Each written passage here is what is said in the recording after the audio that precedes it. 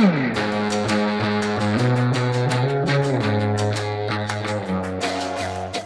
morning, welcome back to the homestead. We finally have the greenhouse from yourgreenhouses.com. It's shipped, it made it, and this is it in this big crate right here on our trailer. So we're going to be working on getting this guy set up. But first, I'm going to be using my trusty Yanmar tractor and the Rhino tiller and till up the new garden area right here. We've got it rough staked so we know, kind of where everything's going to go. But I'm going to get on the tractor and finish getting this plot tilled up.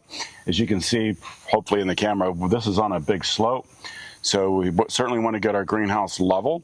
So I'm going to till everything up and then we'll do some soil work to make our pad for where we're going to put the greenhouse. But right now, I'm going to go ahead and finish getting the garden area tilled up and we'll go from there.